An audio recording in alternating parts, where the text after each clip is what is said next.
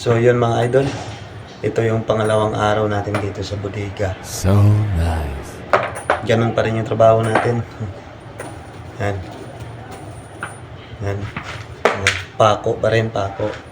Bali, pinipili pa rin natin yung may kalawang at yung bago. Yung pwede pang maibenta.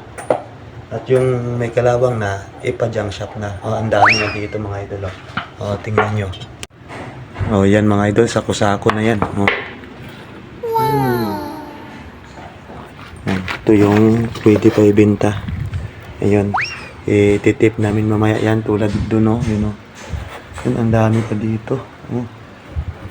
Dito pa sa kabila. Ayan, ang dami pa yan mga idol. Grabe. Yan. Aha. Di bali, puro kalawang.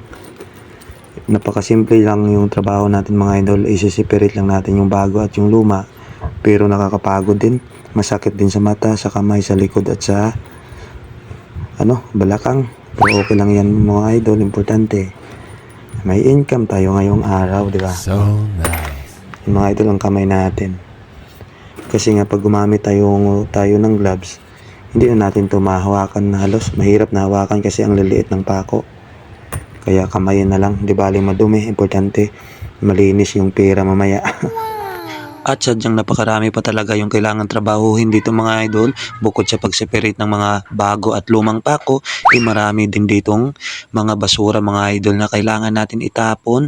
At siyempre yung mga pinili na natin na mga pako na may kalawang, dadalhin pa yan sa junk shop, karga pa yan sa truck mga idol para mapirahan din ng busing natin. Kaya ito mga idol, inuuna talaga yung pako natin kahit na pista ngayon dun sa bayan namin ng Makato at may ati-atihan, pinili pa rin natin pumasok dito sa bodega mga idol para magkapera. At pagdating nga ng 11:30 mga idol, lunch break na, kahit na marami na sanang mga karne o masasarap na pagkain dun sa bayan namin kasi nga pista, mas pinili ko dito sa bodega at sinarsahan lang yung ulam mga idol, sinarsahan na isda na nasa lata.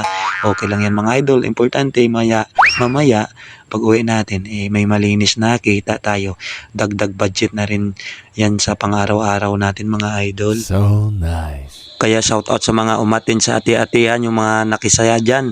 Sana may pera pa kayo bukas. Kasi nga meron pa dito sa Kalibo mga idol. Ati-atihan din, kaya tuloy-tuloy ang saya. Kaya tipid-tipid muna kayo para umabot yung budget nyo hanggang dito sa bayan ng Kalibo. At pagkatapos nga namin yan mapili mga idol, ayan, ikinarto na namin at inayos na para makapagpahinga na.